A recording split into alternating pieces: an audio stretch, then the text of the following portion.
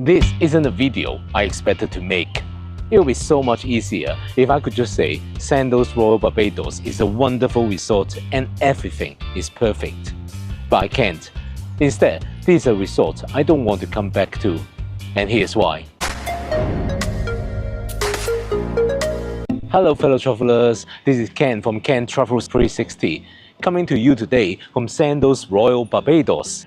Now, if you follow my channel, you will know that I'm actually a big fan of sandals.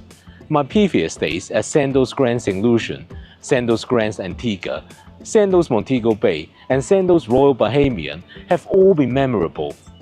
We know this brand well, and we're looking forward to experience Sandals Royal Barbados. Before we dive in, I just want to say that I actually still enjoy parts of my holiday.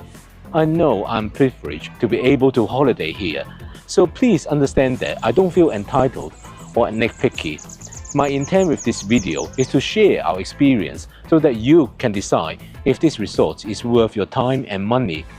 This is what I do on this channel, give honest reviews. In all fairness, Sandals Royal Barbados did get a few things right.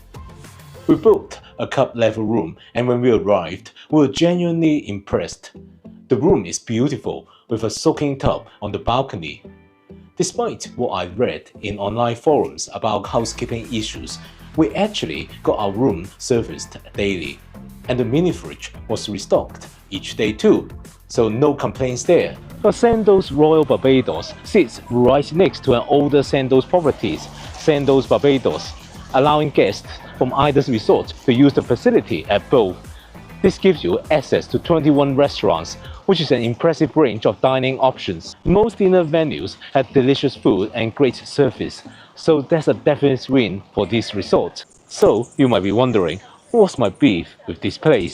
To explain, let's head to the beach. This stretch of golden sand and turquoise water is beautiful, but it does come with a catch.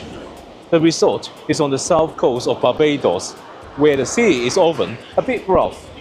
So while it's great for playing in the waves, most of the water sports that Sandals is known for aren't available for the best part of the year. One of the main reasons we've returned to Sandals resorts is the included water sports like hobbycat sailing and kayaking. But at Sandals Royal Barbados, there was no indication on the website that this wouldn't be an option most of the year. It wasn't until we arrived that we learned from the staff that water sports here are only viable in the winter months, typically between December and March. For the rest of the year, red flag warnings prevented water sports from happening due to rough seas. At other Sandals resorts, snorkeling and scuba diving trips are also offered regularly. Here, because of the rougher seas, they operate snorkeling excursions from Carlisle Bay on the island's west side. While they provide complimentary transport, it's a 30-minute trip on the shuttle each way. Now, I love snorkeling, so I was a bit disappointed with how limited the availability was. We arrived on a Sunday, and the earliest spot we could book was Tuesday. We were all set, took the van to the Aqua Center, and were just about to walk along the pier when we were told that the trip was cancelled due to rough seas. The captain had apparently made the decision earlier, but no one informed our driver or the guide, so we lost an entire afternoon without a trip to show for it.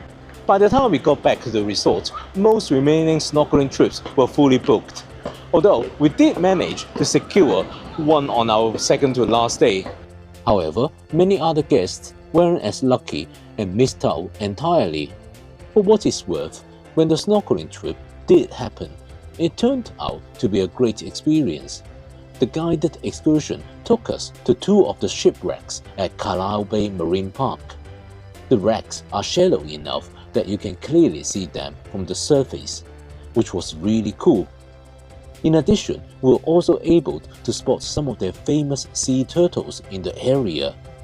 So overall, we really enjoyed the snorkeling, but the disorganized planning leading up to it was disappointing. One facility I was especially looking forward to here was the bowling alley. However, it was out of action when we arrived, and none of the attendants seemed to know when it would be reopening. Finally, someone came to do the repairs, but only 2 out of 4 links were operational, and then that dropped to just 1 the following day, and now it's broken again. And this is just the tip of the iceberg. As you explore the resort, maintenance issues become hard to ignore. The pool table was almost always out of service, and one side of the fire pit remained broken with no apparent effort to repair it. While each issue might seem minor on its own, when combined, they create an overall impression of neglect, something you wouldn't expect from a resort marketed as 5-star. And if you are after a pool towel, get ready for the daily hunt. Towels are almost never available when you need them. We quickly learned to grab them whenever we saw them and save them for the next day. Again, this is not something you expect in a 4-star, let alone a 5-star resort.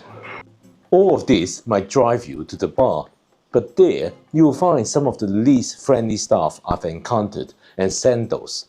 It's understandable to a degree, given that some bar staff work really long shifts from morning till night. Yet, when you're paying a premium, there's an expectation for a certain level of service. A vacation at Sandals Royal Barbados doesn't come cheap. We ourselves paid $5,000 for a week-long stay here, and prices have only climbed higher. The same holiday at the same time next year is now pricing out as over $6,000 for the cheapest available room. Some people argue that a holiday is what you make of it, but at these premium rates, that just doesn't cut it. For this price, the resort shouldn't be in rundown conditions, service should be impeccable, and guests certainly shouldn't have to hoard pool towels for the next day. Another thing we noticed was a marked reduction in the entertainment staff. There were fewer evening shows, and the acts mostly consisted of outside performers. At Sandals Royal Bohemian, there's a full team of dancers, gymnasts, and fire breathers who put on dynamic shows. Here, it was mostly musical acts, talented but lacking variety and excitement. The usual beach and foam parties that we enjoyed so much at other Sandals resorts were also discontinued here, which was really disappointing. But one thing that I learned during this stay was the turnover among the staff. From what I've gathered on Facebook groups and also from conversations with some employees who shall remain anonymous, Sandals recently fired like 200 staff, only to hire again and presumably under different and most likely worse conditions, possibly with less pay and benefits, which has led to a loss of experience and morale here. This shift seems to be affecting not only the service but also the atmosphere of the resort. It didn't feel the same as when I first visited a Sandals property. Back then, it felt like the staff was taken care of by Sandals, and so they genuinely cared about the guest experience. Here, it felt more like cost-cutting has taken priority, which directly impacts the service you receive.